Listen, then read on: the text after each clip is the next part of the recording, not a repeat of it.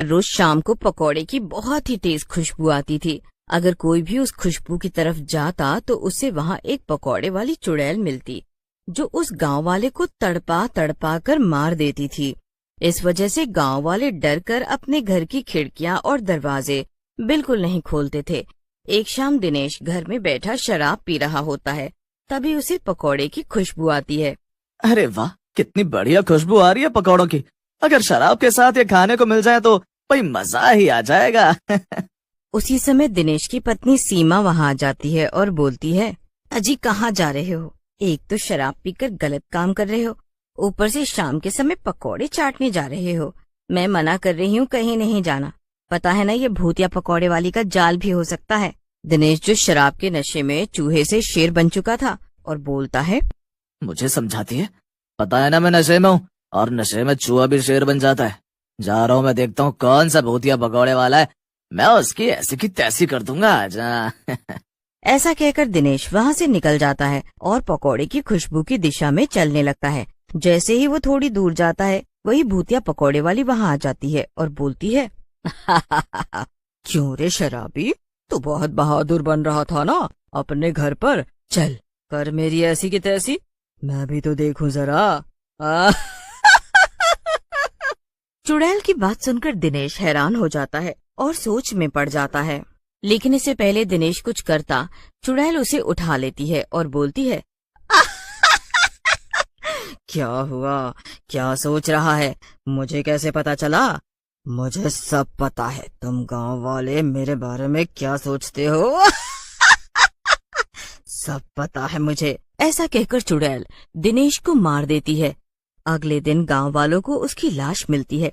उसी समय दिनेश की पत्नी सीमा भी वहां आ जाती है और लाश को देखकर रोते हुए बोलती है, मैंने कहा था इस शराबी को मत जा, वो खूनी चुड़ैल हो सकती है, लेकिन नहीं माना इसने।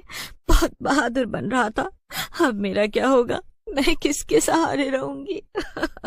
फिर गांव वाले मिलकर दिनेश का अंतिम संस्कार कर देते हैं। उसके बाद गांव में शाम के बाद तो मानो कर्फ्यू सा लग जाता है। कोई भी गांव वाला घर से बाहर नहीं निकलता था।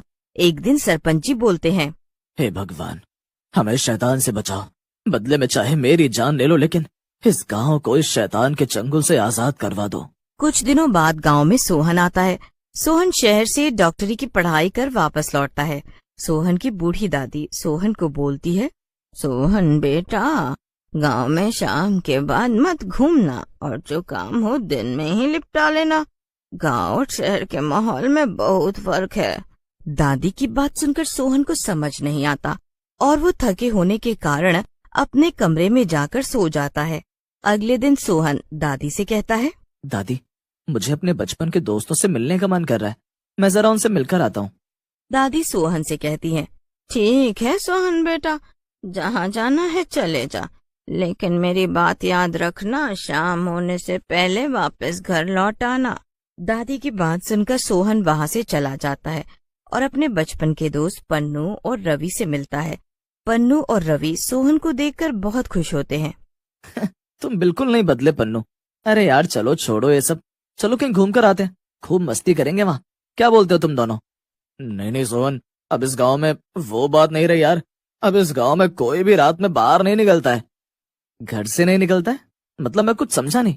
ऐसा क्या हो गया इस गांव में जो कोई भी रात में यहाँ से नहीं निकलता? कोई बताओ मुझे। अच्छा, तभी मैं कहूँ दादी मुझे शाम होने से पहले घर आने को क्यों बोल रही थी। मुझे और बताओ उस चुड़ैल के बारे में।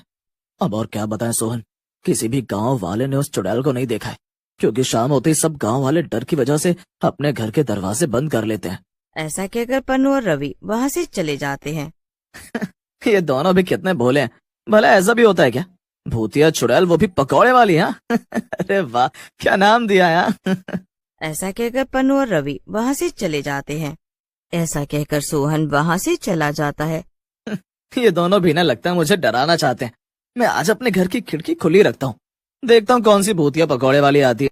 और अपने घर की खिड़की खोलकर ही सो जाता है। रात होते ही गांव में पकौड़े की खुशबू फैल जाती है, क्योंकि वही भूतिया पकौड़े वाली गांव के बीच में आकर खड़ी हो जाती है। अरे ओ गांव वालों, जरा बाहर तो आओ, देखो क्या मस्त पकौड़े लाई हूँ बनाकर। प्याज के, बैंगन के और न जाने कौन कौन से। कोई तो आओ। चुड़ैल थोड़ी देर तक गांव के बीच में खड़ी रहती है। लगता है गांव वाले मेरे पकौड़े नहीं खाना चाहते। चलो कोई बात नहीं, मैं अपना ग्राहक अपने आप ही ढूंढ लेती हूँ। ऐसा कहकर चुड़ैल गांव में घूमने लगती है। तभी उसे सोहन की खुली खिड़की दिखती है। लगता है आज का ग्राहक मिल गया है। उस खुली खिड़की में ही छुपा है मेरा शिकार। जिसे खाकर मैं करूंगी अपनी भूख का अंतिम संस्कार। वाह वाह वाह, क्या शायरी है, क्या शायरी है। ऐसा कहकर चुड़ैल अपने पकौड़े के साथ वहाँ खड़ी हो जाती है और पकौड़ों की खुशबू खिड़की से होते हुए सोहन की नाक में जाती है। सोहन उठ जाता है। अरे वाह, क्या मस्त खुशबू आ रही है पकौड़ों की। जब खुशबू इतनी अच्छी है तो पकौड़े कितने बढ़िया होंगे, मजा आ जाएगा, चलकर देखता हूँ। ऐसा कहकर सोहन अपने घर से बाहर निकल जाता है। जैसे ही वो बाहर निकलता है चुड़ैल उसे पकड़ लेती है। अरे मर गया रे, ये तो सचमुच में चुड़ैल है भाई। इसका मतलब सब लोग सच कह रहे थे। अरे मर गया रे, कोई तो बचाओ। सोहन की बात सुनकर चुड़ैल हंसने लगती है। तो चूजे, तुझे क्या लगा कोई प्लास्टिक का भी चुड़ैल होती है? अरे तू कितना भी चिल्ला ले, कोई नहीं निकलेगा इस समय। ऐसा कहकर चुड़ैल सोहन को उठाकर अपनी दुकान के पास ले जाती है। क्या मोटा माल है, इसके तो क्या मस्त पकोड़े बनेंगे। आज इंसानी पकोड़ा ही खाती हूँ तलकर। लेकिन इससे पहले थोड़ा चाकू तेज कर लूं। ऐसा कहकर चुड़ैल अपने चाकू की धार को तेज करने लगती है।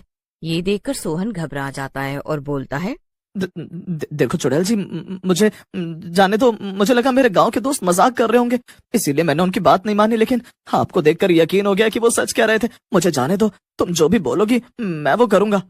तू कुछ भी कर ले या बोल ले डार्लिंग, लेकिन आज तो मैं तुझे मार कर खाऊंगी ही। ऐसा कहकर चुड़ैल सोहन के ऊपर चाकू से वार करती है। लेकिन सोहन पीछे हट जाता है और उसके कपड़े फट जाते हैं। कपड़े फटते ही उसका ताबीज बाहर आ जाता है जो उसने पहना हुआ था। चुड़ैल ताबीज को देखकर पूछती है, ये ताबीज तुझे कहाँ से मिला? कौन है तू? ये ताबीज मुझे मेरी दादी ने बचपन में पहनाया था।